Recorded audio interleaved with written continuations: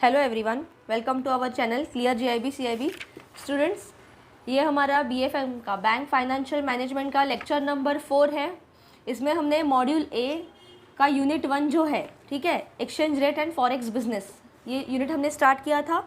इसके पहले लेक्चर में हमने देखा कि डायरेक्ट रेट क्या होता है, इनडायरेक्ट रेट क्या होता है, ठीक है, चेन रूल क्या होता है, परसेंट पर मिली क्या होता है, वैल्यू रेट क्या होता है, foreign exchange dealing room operations क्या रहते हैं, ठीक है, उसमें क्या क्या ऑपरेशंस रहते हैं, कौन से ऑफिसेस रहते हैं।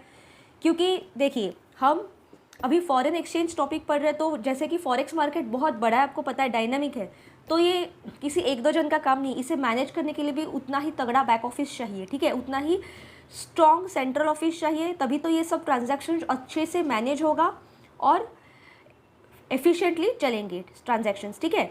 तो आगे बढ़ने से पहले स्टूडेंट्स हमारे चैनल को सब्सक्राइब कीजिएगा, लाइक कीजिएगा, बेल आइकन को प्रेस करना ना भूलिएगा, क्योंकि हमारे चैनल पे आपको CIIB का न्यू सिलेबस का जो अभी एग्जाम होने वाला है 10 जून से, उसके लिए नए सिलेबस के सभी lectures from the text book free of cost मिलने वाले हैं। हमने ABM की, BFM की और ABFM advance business and financial management की सीरीज़ ऑलरेडी स्टार्ट की है स्टूडेंट्स।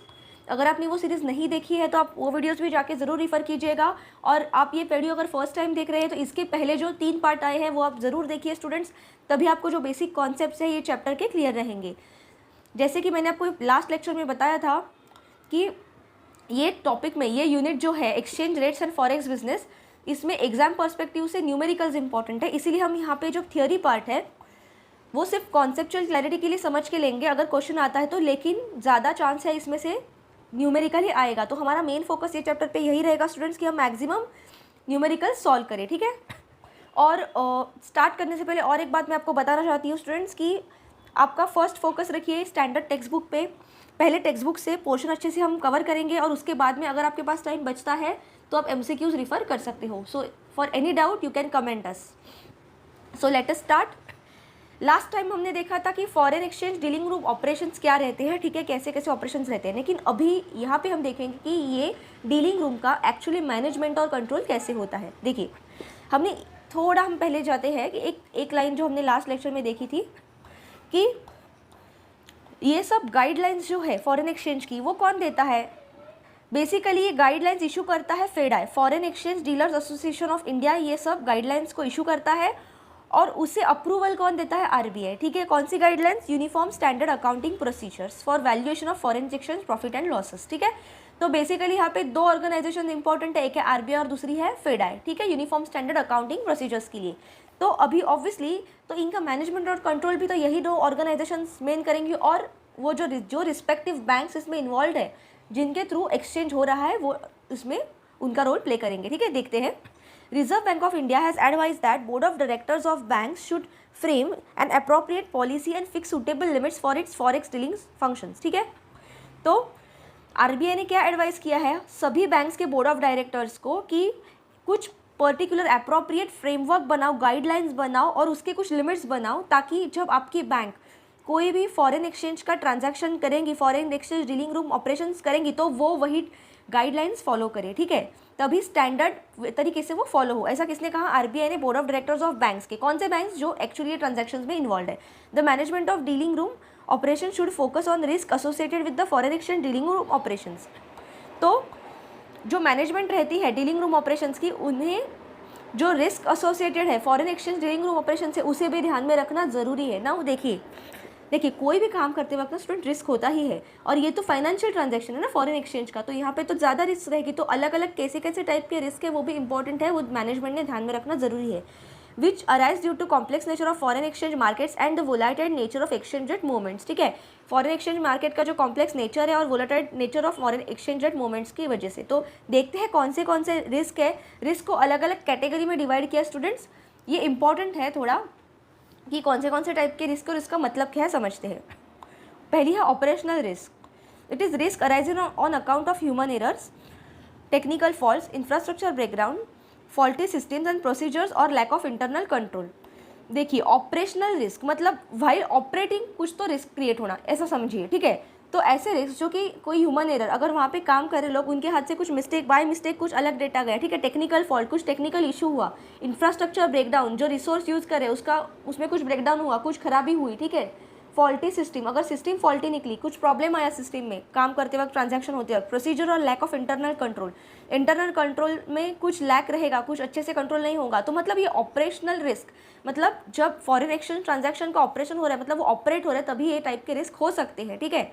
ह्यूमन एरर हो, टेक्निकल फॉल्ट हो, infrastructure breakdown, faulty system breakdown, ऐसा सब कुछ, तो ऐसे रिस्क को कहते हैं ऑपरेशनल रिस्क। ओके, नेक्स्ट है exchange risk. It is the most common and obvious risk in foreign exchange dealing room operations and arise mainly on account of fluctuation in exchange rates और when मिसमैचेस occur in assets और liabilities and receivables and payables. देखिए, exchange risk मतलब, देखिए, first of all share market fluctuate होता रहता है, ऊपर नीचे अप डाउन रहते हैं, तो वैल्यू कभी सेम नहीं रहती। हमने देखा था वेरी फर्स्ट लेक्चर में कि एवरी 4 सेकेंड्स में वैल्यू बदलती रहती है करेंसी की, ठीक है। तो ऐसे पोजीशन में जब इतने ज़्यादा फ्लक्चुएशंस है, तो उसके बीच में अगर कुछ ट्रांजैक्शंस, दोनों ट्रांजैक्शंस के बीच में मिसमैच हो गया ड्यू टू दैट फ्लक्चुएशंस, तो कुछ जो रिसीवेबल्स या पेएबल्स है, जो पैसा आना है या देना है, उसके बीच में भी फ्लक्चुएशंस आएंगे, तो उसी को कहते हैं एक्सचेंज रिस्क, ठीक है।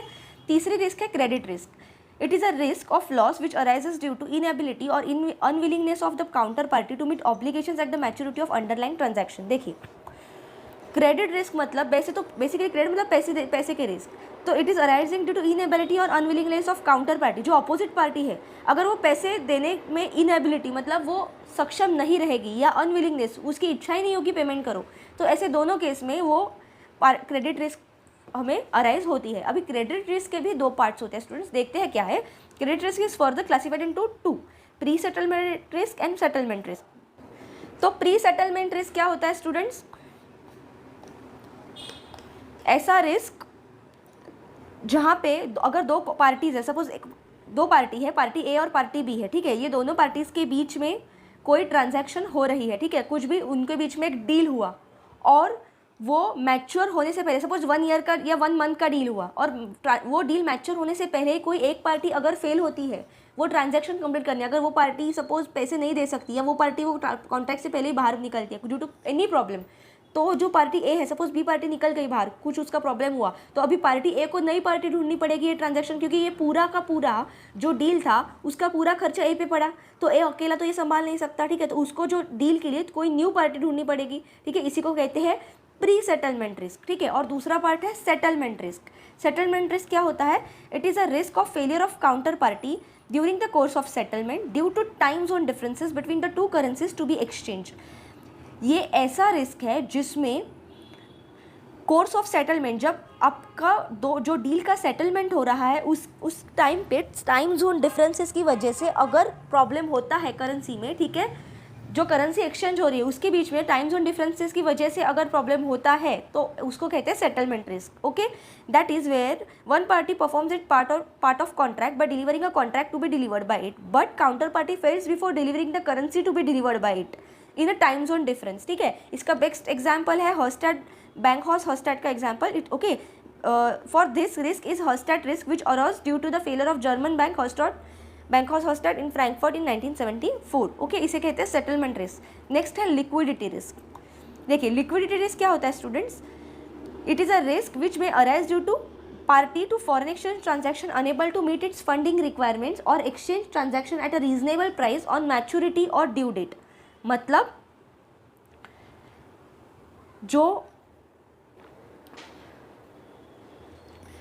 तो लिक्विडिटी रिस्क क्या रहती है students? It is a risk which may arise due to party to foreign exchange transaction unable to reach its funding requirements and execute transaction at a reasonable price।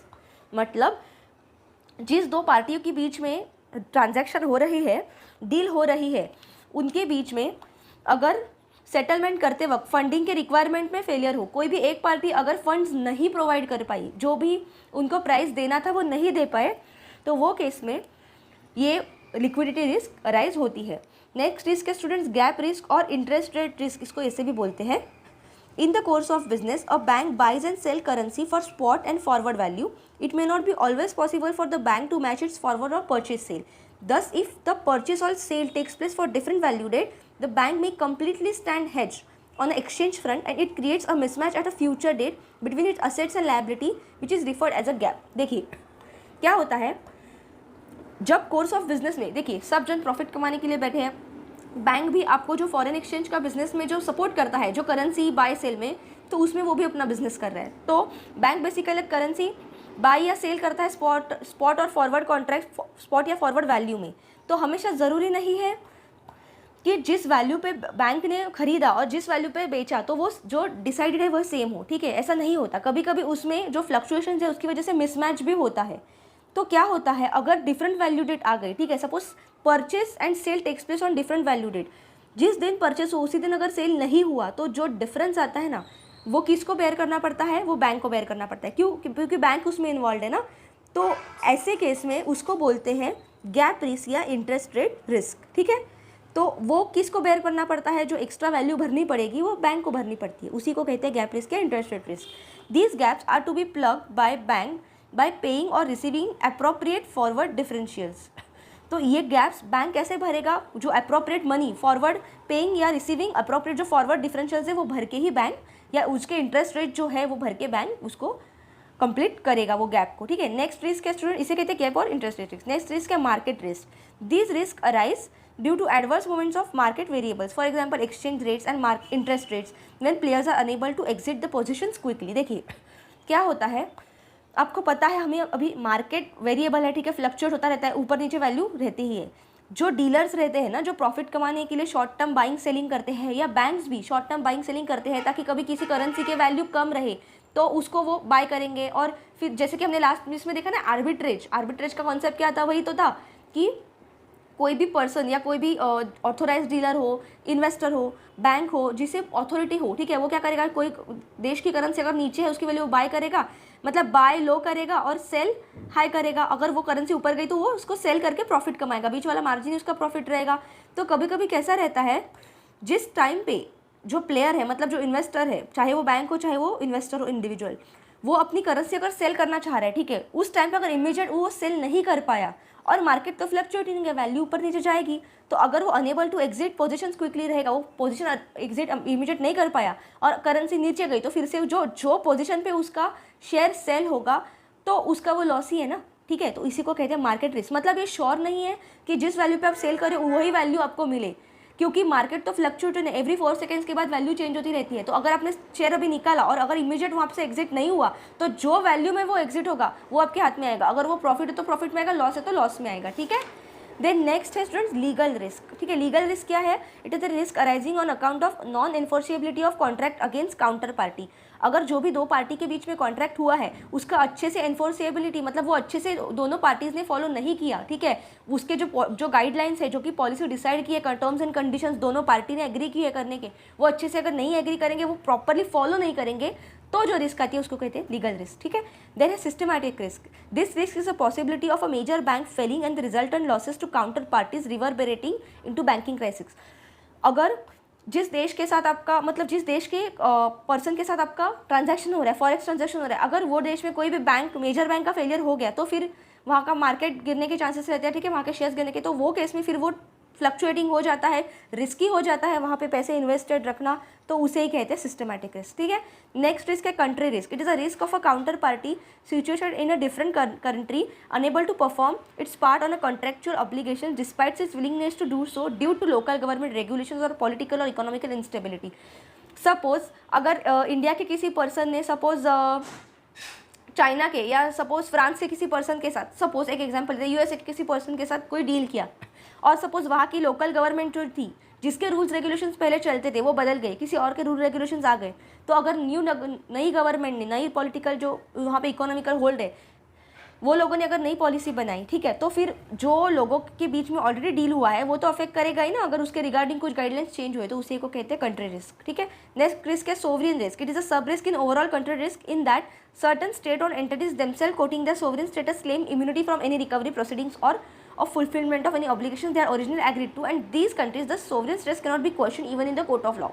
देखिए suppose ये कैसा रहता है कि अगर कोई भी कंट्री की कोई भी बैंक ने अगर खुद के कुछ गाइडलाइंस सोवरेन स्टेटस बता दिया और खुद के ही, अगर स्टेट सोवरेन मतलब खुद के ही उन्होंने रूल्स बना दिए कि नहीं आज से हमारा ऐसा रूल है, ऐसा ऐसा हमारी बैंक फॉलो करेगा, वहाँ के रेगुलेटर ने, तो वो केस में क्या होता है, वो उन्होंने अपने बनाए हैं, तो ऑब्वियसली अगर वो बैंक नहीं, वो इंस्टीट्यूशन ने अपने रूल्स बनाए हैं, ठीक है, तो वो सबको फॉलो करने पड़ेंगे। तो अगर किसी पर्सन के दूसरे कंट्री के पैसे वो बैंक के किसी शेयर में किसमें इन्वेस्टेड है, तो फिर उसको वो रिस्क हो जाएगा, ठीक है। तो मतलब उसे भी डेंजर है ना, ठीक है, अगर वो गाइडलाइंस चेंज हुए हैं। और ऐसा sovereign status court of law में भी क्वेश्चन नहीं कर सकती, क्योंकि वो उनका खुद का पोर्टर है, ठीक है, कोई भी ऑर्गेनाइजेशन खुद के गाइडलाइंस चेंज कर सकती है, ठीक है। तो इसी को कहते हैं सोवरियन स्टेट रिस्क, ठीक है। तो स्टूडेंट्स ये थे कौन से टाइप के रिस्क हो सकते हैं जब आप मार्केट में फॉरेक्स एक्सचेंज में, मतलब आप बेसिकली फॉरेन एक्सचेंज बिजनेस में अपने पैसे इन्वेस्ट करते हो। पहली ऑपरेशनल है, दूसरी एक्सचेंज रिस्क, तीसरी credit risk, then settlement risk. Credit risk के दो पार्ट थे, pre settlement and settlement, then liquidity risk, हाँ, देन गैप और interest rate risk, then market risk, then legal risk, systematic risk, country risk and sovereign risk. तो ये आपको ध्यान रखना है। कुछ भी अगर डाउट रहेगा इसके रिगार्डिंग स्टूडेंट्स तो आप कमेंट सेक्शन में हमें पूछ सकते हो, हम जो इंपॉर्टेंट पार्ट है वो भी कवर कर रहे हैं, ठीक है। तो ये थे रिस्क। अभी आगे देखते हैं। और supreme principle of operational procedures and the area of dealing room activities is a clear functional separation of dealing and back office accounting and reconciliation। देखिए, अगर कोई भी शेयर मार्केट अच्छे से वर्क करना चाहिए तो उसका जो बैक ऑफिस का ऑपरेशन है, ठीक है, डीलिंग रूम ऑपरेशन है, वो अच्छे से होना ज़रूरी है, और उसका प्रोसेसिंग अच्छे से होना और उसमें कंट्रोल अच्छे से होना, तभी तो वो एक बोलते हैं ना, ये सुप्रीम प्रिंसिपल है कोई भी मार्केट अच्छे से चलने का, ठीक है। अभी आगे देखते हैं कुछ गाइडलाइंस है आरबीआई और फेडाई के। मैंने क्यों बोला आरबीआई स्लैश फेडाई, मतलब दोनों ऑर्गेनाइजेशंस है ना जो कंट्रोल कर रहे हैं बेसिकली फॉरेक्स बिजनेस को, ठीक है। Reserve Bank of India, being a central bank of the country and custodian of nation's foreign exchange reserve, has prescribed guidelines for authorized dealers permitted by it to deal in foreign exchange and handle foreign currency transactions under FEMA Act। FEMA मैंने बोला ना, foreign exchange management act 1999 में आया था। ये हमने very first lecture में देखा था स्टूडेंट्स। अगर आपने वो लेक्चर नहीं देखा तब जरूर जाके देखिए कि ये एक्ट क्या है, इसमें क्या गाइडलाइंस दी है, क्या बोला है, ठीक है। देखिए, आरबीआई हमारी कंट्री की सेंट्रल बैंक तो है ही, लेकिन ये फॉरेन एक्सचेंज के जो रिजर्व है इसकी भी कस्टडियन है। और ये इन्होंने कुछ गाइडलाइंस प्रिस्क्राइब किया किसी ऑथोराइज डीलर्स को कि उन्होंने ये कैसे ट्रांजैक्शंस उनको कंडक्ट करने हैं, कैसे उनको रेगुलेट करना है, कैसे उनके थ्रू ट्रांजैक्शंस होने चाहिए फॉरेन करेंसी के, ठीक है। As per which act, foreign exchange management act, FEMA 1999, ठीक है। देखते हैं क्या है। The Reserve Bank of India issues authorized dealers license to banks and all India financial institutions to undertake foreign exchange transactions in India। मतलब क्या है कि आरबीआई ऑथोराइज डीलर्स वाला जो लाइसेंस है वो इशू करता है किसी बैंक्स और ऑल इंडिया फाइनेंशियल इंस्टीट्यूशंस को, ताकि वो फॉरेन एक्सचेंज के ट्रांजैक्शंस इंडिया में परफॉर्म कर सके। At present there are over 90 ADs, मतलब ऑथोराइज डीलर्स अभी प्रेजेंटली इंडिया में 90 ऑथोराइज डीलर्स है। इंपॉर्टेंट है ये एग्जाम पर्सपेक्टिव से। Which include all public sector banks, foreign and a large number of private sector banks, a few all India financial institutions and a few scheduled cooperative banks।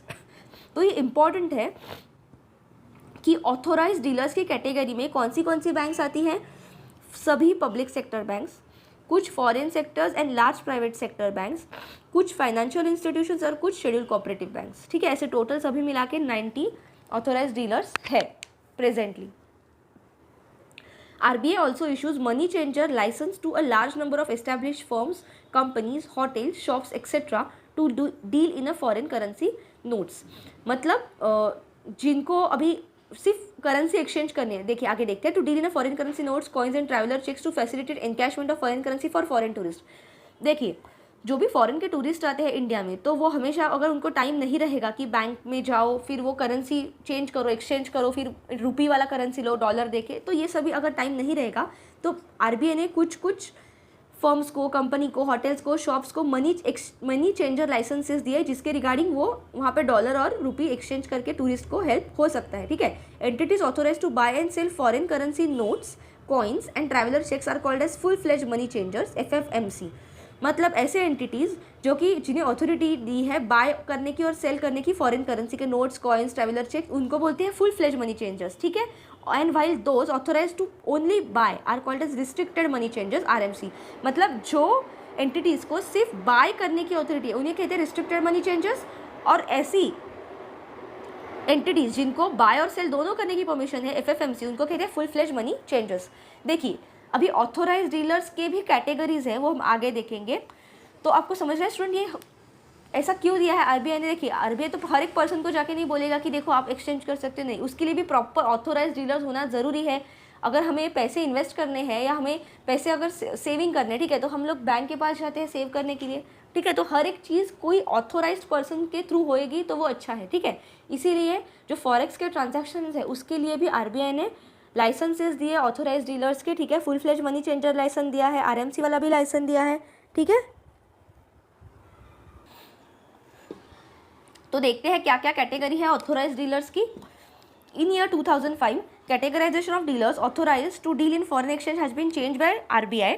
2005 में उनकी category को changes किए। Now the entities to authorise are called as authorise persons and with the category denoting their level of authority to undertake variety of transactions. तो उनको authorise person बोला जाता है, ठीक है। 2005 में ये चेंजेस हुए। कैटेगरी 1 में कौन कौन आते हैं देखिए। Authorise persons category 1, authorise dealer, banks, financial institution and other entities allowed to handle all types of foreign exchange transactions.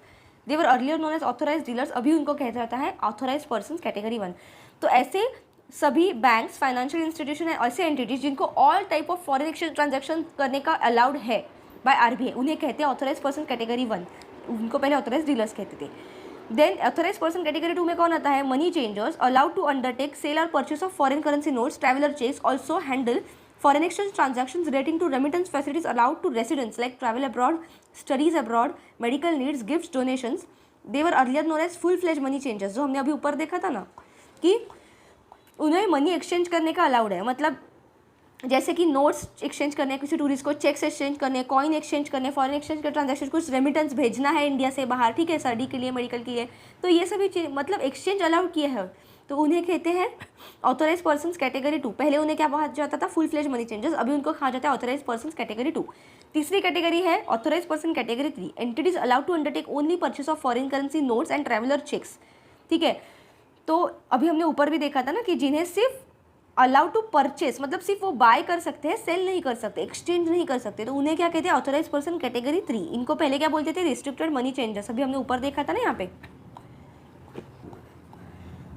Full fledge money changers थे, अभी इनको ऑथोराइज पर्सन कैटेगरी 2 बोलते हैं। और रिस्ट्रिक्टेड मनी चेंजर्स जो सिर्फ बाय कर सकते हैं करेंसी, उनको बोलते हैं रिस्ट्रिक्टेड मनी चेंजर्स, ठीक है। तो ऐसे 3 कैटेगरी है, ऑथोराइज पर्सन कैटेगरी 1, कैटेगरी 2 और कैटेगरी 3। आपको इसमें कुछ भी डाउट रहेगा तो आप कमेंट सेक्शन में पूछ सकते हो स्टूडेंट्स, ठीक है। आगे देखते हैं, अभी देखते हैं स्टूडेंट फेडाई के क्या क्या गाइडलाइंस है उन्होंने दी है, वो कब फॉर्म हुई, एक्चुअली क्या काम करती है। Foreign exchange dealers association of India, FEDAI on other hand is a non profit making body formed in 1958 with the approval of RBI consisting of authorized dealers as a members। तो basically RBI ने 1958 में approval दिया और FEDAI को form किया, ठीक है। और उसमें काम कौन करता है, उसके मेंबर्स कौन रहते हैं, ऑथोराइज डीलर्स, जो कि हमने ऊपर देखा था ना, बैंक्स, फाइनेंशियल इंस्टीट्यूशन, कुछ प्राइवेट बैंक्स, कुछ फॉरेन बैंक्स, कुछ शेड्यूल कोऑपरेटिव बैंक्स, ठीक है, तो वो उसके मेंबर्स रहते हैं। FEDAI prescribes guidelines and rules for market operations, merchant rates, quotations, delivery dates, holidays, interest on defaults, that is in terms of RBI directives. All authorized dealers are members of FEDAI and it is mandatory for them to follow guidelines and directives issued by FEDAI। तो basically market के operations कैसे चलेंगे, कब चलेंगे, क्या क्या merchant rates होंगे, क्या कोटेशंस होंगे, कब क्या क्या डिलीवरी डेट्स होनी चाहिए, हॉलीडेज कब होनी चाहिए, क्या क्या इंटरेस्ट लगेगा जब डिफॉल्ट होगा, तो ये सब ये सब गाइडलाइंस कौन बनाता है स्टूडेंट्स, फेडाई, ठीक है। और आरबीआई के डायरेक्टिव्स क्या कहते हैं कि जो सभी मेंबर्स हैं फेडाई के, कौन, ऑथोराइज डीलर्स, वो सभी को मैंडेटरी है फेडाई के गाइडलाइंस को फॉलो करना, ठीक है। और जो भी FEDAI time to time directives देता है उसको फॉलो करना। FEDAI guidelines also prescribe rules relating to handling of import export bills, transit period, crystallisation of bills and other related issues, ठीक है। It also advises RBI on market issues and supplements efforts of RBI to strengthen foreign exchange market.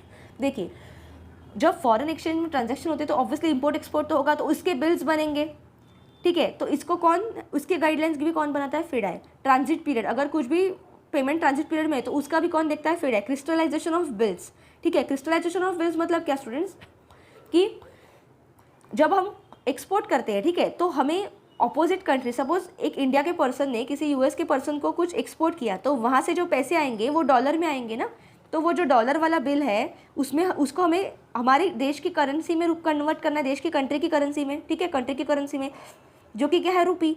तो मुझे basically ये dollar वाला bill रुपी के bill में convert करना है। मतलब मैं क्या कर रही हूँ, एक्सपोर्ट बिल जो है, जो उनका बिल उन्होंने यहाँ से भेजा है, वो मैं अपने होम करेंसी में कन्वर्ट कर रही हूँ, क्योंकि मुझे तो यहाँ पे होम करेंसी में ही पैसा चाहिए ना। तो इसी प्रोसेस को कहते हैं क्रिस्टलाइजेशन ऑफ बिल्स, ठीक है। और यही सभी चीज़ों के जो गाइडलाइंस है वो कौन इशू करता है, फेडाई, ठीक है। देखते हैं क्या क्या मेजर गाइडलाइंस है जो कि इंपॉर्टेंट है, वो हम देखेंगे। All export bills to be allowed standard transit period NTP normal transit period as prescribed for the purchase of allowing concessional interest rates and calculation of notional due dates। तो जो भी ड्यू डेट्स है, जो भी interest rate है, उसके हिसाब से ही सब पेमेंट होना ज़रूरी है। सेकेंड है export bills drawn in foreign currency purchase discounted or negotiated must be crystallise into rupee liability in case of delay realisation of export bills. मैंने अभी आपको बोला कि कोई भी बिल्स चाहे वो परचेज हो, डिस्काउंट और नेगोशिएटेड हो, एक्सपोर्ट बिल्स है तो उसको वो फॉरेन करेंसी में होंगे तो उसको अपने होम करेंसी में, अपने लोकल करेंसी में कन्वर्ट करना ज़रूरी है, ठीक है। The same would be done at TT selling rate. देखिए टीटी मतलब क्या रहता है स्टूडेंट, टीटी मतलब टेलीग्राफिक ट्रांसफर। ये टीटी सेलिंग और टीटी बैंक में क्या होता है, इमीडिएट पैसा पहुंच जाता है। तो जो डिले रहता है ना, दो कंट्री के बीच में अगर कुछ ट्रांजैक्शन होता है, जो मनी ट्रांसफर होता है, उसके बीच में जो डिले है वो रुक जाता है। तो डिले की वजह से जो इंटरेस्ट रेट लगता है वो भी नहीं लगता, ठीक है। तो जो टाइम पे पेमेंट किया इमीडिएट उनको पेमेंट पहुंच जाता है। तो यही सेम प्रोसेस जो क्रिस्टलाइजेशन ऑफ बिल मतलब कन्वर्ट करना है अपनी होम करेंसी में फॉरेन करेंसी से, वो टीटी सेलिंग में भी एप्लीकेबल है। The prescription of crystallisation of export bill on 30th day from the due date or notional due date has been relax, ठीक है। तो 30th डे के पहले ही होना चाहिए, ठीक है। Authorise dealer bank should formulate their own policy for crystallisation of foreign currency liability into rupee liability. देखिए ऑथोराइज डीलर बैंक्स को अपनी अपनी ओन पॉलिसी बनानी है कि कैसे उनको फॉरेन करेंसी का जो बिल है उनको क्रिस्टलाइज करना है इनटू रूपी लायबिलिटी में, ठीक है। The policy in this regard should be transparently available to customers. और जो भी बैंक अपनी अपनी जो भी पॉलिसीज बनाएगा crystallisation of foreign currency liability into rupee मतलब अपना होम करेंसी के बिल में लाने के लिए, वो सभी कस्टमर्स को ट्रांसपेरेंटली अवेलेबल होनी चाहिए। कस्टमर को पता होनी चाहिए कि कौन से बैंक की जो कि ऑथोराइज डीलर है फॉरेक्स ट्रांजैक्शंस के लिए, तो वो क्या उनकी पॉलिसीज है उसके हिसाब से वो इन्वेस्ट करेगा, ठीक है। Then unpaid foreign currency import bills drawn under letter of credit shall be crystallized as per the stated policy of the bank in this respect. Obviously जिस बैंक से import bill लिया है उसके उस बैंक के हिसाब से उसका क्रिस्टलाइजेशन स्टेटेड पॉलिसी रहना चाहिए, वो सभी पॉलिसी फॉलो होनी चाहिए। All forward contracts must be for a definite amount and period within specific delivery dates. देखिए फॉरवर्ड कॉन्ट्रैक्ट मतलब क्या कि मेरा कॉन्ट्रैक्ट आज हुआ है लेकिन उसका पेमेंट मैं फ्यूचर में कर रही हूँ कोई स्पेसिफिक डेट में। हमने देखा था ना स्पॉट रेट, फॉरवर्ड रेट। तो फॉरवर्ड रेट क्या था स्टूडेंट, स्पॉट रेट मतलब सेकेंड वर्किंग डे पे अगर जिस दिन ट्रांजैक्शन हुआ, ठीक है, जिस दिन डील हुआ उस दिन से सेकेंड वर्किंग डे में अगर उसका पेमेंट होता है तो उसको स्पॉट रेट लगता है। और सेकेंड वर्किंग डे से बाद में यहाँ पे देखिए हमने देखा था ना lecture number I think first में या नहीं सेकेंड लेक्चर में देखा था हमने कि ready rate, term rate, spot rate, forward rate क्या होता है, ठीक है। देखिए रेडी रेट मतलब जिस दिन ट्रांजैक्शन हुआ, जिस दिन डील हुई उसी दिन पेमेंट कर दिया तो रेडी या कैश रेट लगेगा। उसके नेक्स्ट वर्किंग डेट होती है तो term rate, second working day पे होता है तो स्पॉट रेट, और सेकंड वर्किंग डे के बाद में कभी भी अगर पेमेंट होता है तो फॉरवर्ड रेट पे, वो इंटरेस्ट रेट पे उनको पेमेंट करना पड़ता। तो फॉरवर्ड डील मतलब क्या कि ऐसा फ्यूचर डेट वाला डील जहाँ पे उसका पेमेंट मैं फ्यूचर में करूँ किसी पर्टिकुलर डेट में। तो यहाँ पे फेडाई का गाइडलाइन क्या बोलता है, जितने भी फॉरवर्ड कॉन्ट्रैक्ट्स हैं ना उनकी डेट स्पेसिफिक होनी चाहिए और अमाउंट भी डेफिनेट होनी चाहिए कि उस दिन पे क्या रेट ऑफ इंटरेस्ट से लगेगा, ठीक है, पेमेंट होना चाहिए और क्या डेट तक डिलीवरी होनी चाहिए, ठीक है। नेक्स्ट है option period can be specified by customer in case of forward contract, but in any case the delivery period under the contract shall not exceed beyond 1 month. All such contracts must have start and end dates, ठीक है। देखिए option period मतलब जो जितना period दिया है, ठीक है, पेमेंट जिस दिन डील हुई और जिस दिन पेमेंट हुआ फॉरवर्ड कॉन्ट्रैक्ट के बीच में, तो ऑप्शन पीरियड स्पेसिफिक होना चाहिए और उसे कस्टमर ने स्पेसिफाई करना चाहिए। जिन दो पर्सन के बीच में ट्रांजैक्शन हो रहा है तो कस्टमर ने बताना चाहिए कि इस दिन का, इतने दिन का मैं टाइम ले रहा हूँ, इतने दिन में पेमेंट करूँगा। और जनरली जो डिलीवरी डेट है ना, मतलब डिलीवरी पीरियड ऑफ फंड्स, मतलब जिस दिन वो पेमेंट कर रहा है वो 1 मंथ से ज़्यादा नहीं होनी चाहिए, वो 30 डे के अंदर अंदर ही उसको वो डील की पेमेंट करनी है, ठीक है। और ऐसे सभी कॉन्ट्रैक्ट जो कि फॉरवर्ड कॉन्ट्रैक्ट है फ्यूचर डेट के, जिसमें कुछ ऑप्शन पीरियड, एक कुछ पीरियड लिया जाता है उसके बाद मैं पेमेंट करूँगी ऐसे कस्टमर बोलता है, तो ऐसे कॉन्ट्रैक्ट्स में स्टार्ट डेट होनी चाहिए और एंड डेट होनी ही चाहिए, ठीक है। ऐसा कौन बोलता है, फेडाई के guidelines. Then cancellation of forward contracts, okay, all contracts which have matured and have not picked up shall be automatically cancelled on third working day after a maturity date। देखिए ऐसे सभी कॉन्ट्रैक्ट्स, फॉरवर्ड कॉन्ट्रैक्ट मतलब कि obviously forward मतलब future date की जिसका payment होने वाला है, ऐसे सभी कॉन्ट्रैक्ट जो कि मैच्योर हो चुके हैं, जिनका एक्चुअली मैच्योरिटी डेट आया है लेकिन उनको पिकअप नहीं हुआ है, they have not been pick up, मतलब उनका अगर फंड, उनका जो भी सामान उनको इंपोर्ट एक्सपोर्ट करना था वो पिकअप नहीं हुआ और उसका फंडिंग जो उनका पेमेंट है वो नहीं हुआ, तो उसे ऑटोमेटिकली कैंसल माना जाएगा। कब, on third working day on the after the maturity date. Maturity date के बाद 2 दिन आपको दिए जाएंगे वर्किंग डेज, ताकि आप वो कॉन्ट्रैक्ट कंप्लीट कर सको अगर उसको कॉन्ट्रैक्ट को पिकअप नहीं किया है, उसका फंडिंग नहीं किया है। लेकिन अगर जिस दिन मैच्योरिटी डेट है उसके 2 दिन बाद भी अगर वो डील आप पिकअप नहीं करते हो तो तीसरे दिन मतलब अपने आप वो ट्रांजैक्शन कैंसिल माना जाएगा, ठीक है। नेक्स्ट है all cancellations shall be at the banks opposite TT rate and TT selling rate for the purchase contract and TT buying rate for the sale contract. तो जो भी फिर कैंसिलेशन चार्ज रहेगा वो बैंक के टीटी रेट्स वो आपको पे करने पड़ेंगे कस्टमर को। In the event of delay in payment of inter bank foreign currency funds interest at 2% above prime rate of the currency of the specified bank shall be paid by the defaulting bank, ठीक है। अगर payment पे delay होता है, inter bank foreign currency के funds के payment पे अगर डिले होता है तो 2% interest above prime rate of currency, तो जो करेंसी का आपको इंटरेस्ट रेट बोला है उसके ऊपर 2% एक्स्ट्रा आपको लगेगा, ओके, जो कि स्पेसिफाइड बाय द बैंक, जो कि वो बैंक ने स्पेसिफाई किया रहेगा, शैल be paid by the defaulting bank. तो जो बैंक डिफ़ॉल्ट हुई, मतलब जिस बैंक के जो कंट्री का कस्टमर डिफ़ॉल्ट हो तो ऑब्वियसली उसके बैंक ही पे नहीं कर पाएगी ना, तो वही डिफ़ॉल्टिंग बैंक हो जाएगी।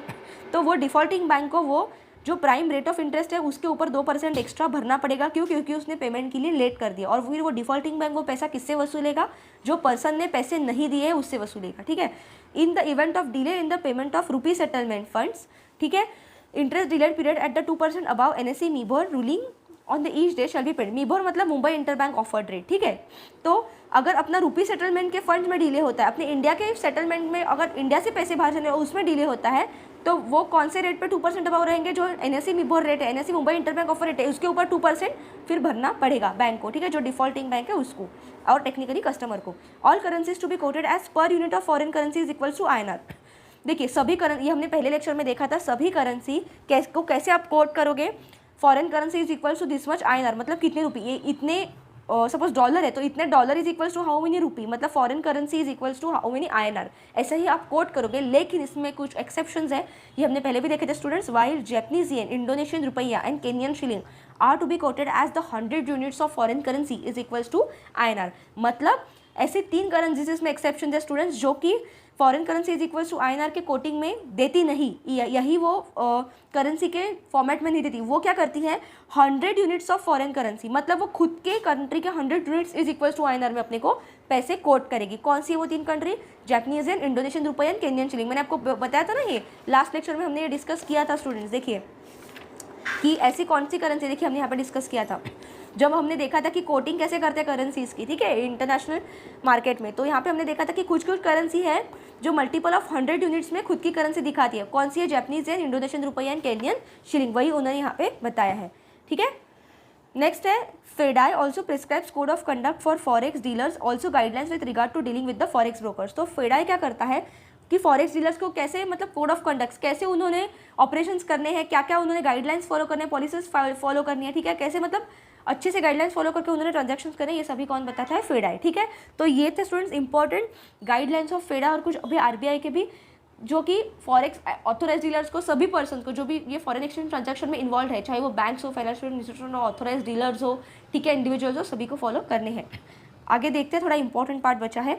Late us also see some of the RBI guidelines applicable to authorise person in this to regard, ठीक है। मतलब ये तो थे फेडा के, अभी RBI की भी कुछ गाइडलाइंस है जो कि ऑथोराइज पर्सन, जो ऑथोराइज डीलर्स है, जो कि फॉरेन एक्सचेंज ट्रांजैक्शन कंडक्ट करें, उनको फॉलो करना जरूरी है। देखिए पहला है ऑथोराइज डीलर कैटेगरी 1, उनको क्या करना है? Banks are allowed to open or close rupee accounts non-interest bearing in the names of their overseas branches or correspondents except Pakistani banks operating outside Pakistan without prior approval, without reference to, मतलब without prior reference to RBI।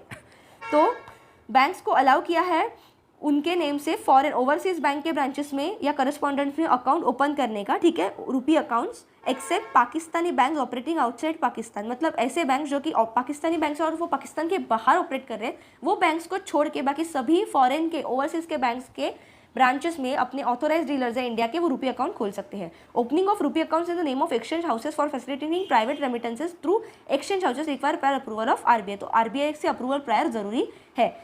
Banks are allowed to open or close foreign currency account abroad to route foreign exchange transaction handled by them। तो banks को allow किया जाता है foreign currency accounts उनके bank में open करने के लिए और ट्रांजैक्शंस हैंडल करने के लिए, ठीक है, और मिनिमम बैलेंस अकाउंट उसमें मेंटेन करने के लिए। Banks are free to undertake investment in overseas market in the money market instrument and debt instrument issued by foreign state with a residual maturity of less than 1 year rated as per guidelines। तो bank basically overseas के market में पैसे invest भी कर सकते हैं, चाहे वो मनी मार्केट हो, चाहे वो डेट मार्केट हो, ठीक है, 1 साल से कम पीरियड के लिए, ठीक है, ऐसे उसके मैच्योरिटी के लिए, 1 साल के कम पीरियड के मैच्योरिटी के लिए। Surplus funds in nostro accounts can be utilized for granted loan to resident constituents for meeting their foreign exchange transactions. तो देखो नॉस्ट्रो अकाउंट मतलब क्या, मैंने बोला आपको last time, our account with you, मतलब इंडिया के ऐसे बैंक जिनका अकाउंट फॉरेन के बैंक्स में है, तो वो बैंक में अगर उनके कुछ पैसे पड़े हैं, ठीक है, डॉलर में ही रहेंगे ना वो पैसे, तो मतलब रुपये के पैसे वो डॉलर में रहेंगे, तो अगर वो फंड ऐसे ही पड़े और वहाँ के अगर रेसिडेंट्स को वो पैसे की ज़रूरत है, तो अपने जो बैंक है वो उनको लोन पे वो दे सकते हैं, एज अ कैपिटल वो उनको दे सकते हैं, लोन्स दे सकते हैं वो पैसे से, ठीक है। तो स्टूडेंट्स ये थे कुछ इंपॉर्टेंट पॉइंट्स, आगे भी थ्योरी है लेकिन वो एग्जाम पर्सपेक्टिव से इतनी इंपॉर्टेंट नहीं है, आप पढ़ सकते हो बाद में टेक्स्ट बुक से, लेकिन अपना फोकस अभी मेन कहाँ रहेगा, जो मेन इंपॉर्टेंट टॉपिक्स है, जो मेन कॉन्सेप्ट्स है वो क्लियर करके जल्दी से जल्दी सम्स की तरफ बढ़ना। तो अभी कुछ MCQs करते हैं, चैप्टर के एंड में है, then will end this lecture. Check your progress, ये बहुत इंपॉर्टेंट है, आपको करने रहते हैं, तो इससे आपको कॉन्सेप्ट क्लियर हो जाएगी कि आपने अभी जो पढ़ा है वो आपको समझा है या नहीं। The dealers are officials who are actually involved in dash and dash currencies in what buying and selling. Dealers क्या करते हैं, करेंसीज को बाय और सेल करते हैं। The section which handles processing of deals, reconciliation etcetera is called as back office, ठीक है। तो जो डील्स को प्रोसेसिंग करता है, रिकन्सिलिएशन करता है, उसको क्या कहते हैं, back office. Banks permitted to deal in foreign exchange are called as authorised person. तो ऐसे बैंक जिनको फॉरेन एक्सचेंज ट्रांजैक्शंस करने के लिए परमिशन दी जाती है उन्हें कहते हैं ऑथोराइज्ड पर्सन, ये authorised dealers. Unpaid import bills drawn under letter of credit must be crystallized into rupee as per policy of the bank, ठीक है। जो अनपेड इम्पोर्ट बिल्स है, ठीक है, अंडर लेटर ऑफ क्रेडिट, जिनको क्रिस्टलाइज करना बाकी है रुपी लाइबिलिटी में, तो वो कौन सी पॉलिसी फॉलो करेंगे, ऑब्वियसली वही बैंक की, क्योंकि RBI ने क्या बोला है, फेडा ने क्या बोला है, अपने अपने बैंक को अपनी अपनी पॉलिसी बनानी है और वो कस्टमर्स को बतानी है। In terms of FEDAI rules, besides Japanese yen, Indonesian rupiah and Kenyan shilling are the other currency which are quoted as 100 units is equal to so much रुपये। अभी हमने देखा ऐसी कौन सी कंट्रीज की करेंसीज है जो अपनी करेंसी 100 यूनिट्स में बताती है, is equal to so many units of so much rupee of, मतलब इतने is equal to so much rupee of Indian rupee. तो Japanese yen, Indonesian rupiah and Kenyan shilling. तो स्टूडेंट्स ये था अपना BFM का मॉड्यूल ए यूनिट 1 का part 4। यहाँ पे हम ये यूनिट का थ्योरी पार्ट कंप्लीट करते हैं। अपना जो मॉड्यूल 1 था exchange rates and forex business का, अभी इसके आगे आपको और लेक्चर्स मिलेंगे जहाँ पे हम very most important topic of this chapter is sums, ठीक है, जो क्वेश्चंस है न्यूमेरिकल्स है, यहाँ से आपको कंफर्म क्वेश्चन एग्जाम में मिलेगा। हम नेक्स्ट लेक्चर में ये देखेंगे स्टूडेंट्स। तो आपको बने रहना है हमारे चैनल पे, सब्सक्राइब करना है, बेल आइकन को प्रेस करना ना भूलना है, भूलना नहीं है, ताकि आपको सभी इंपॉर्टेंट अपडेट्स मिल सके। अभी आज के लेक्चर में भी अगर आपको कोई भी डाउट रहेगा आप कमेंट सेक्शन में पूछ सकते हो स्टूडेंट्स। अपने मैक्सिमम दोस्तों के साथ ये चैनल शेयर कीजिए ताकि सभी दोस्तों को फ़ायदा मिले, सभी की एग्ज़ाम फर्स्ट अटेम्प्ट में क्लियर हो। और हाँ, हमें भी जितने ज़्यादा से ज़्यादा लोग इस वीडियो का फ़ायदा उठाएंगे, ये वीडियो देखेंगे, खुद का नॉलेज बढ़ाएंगे, एग्जाम क्लियर करेंगे, तो हमें भी उसका मोटिवेशन मिलेगा। So thank you students for watching.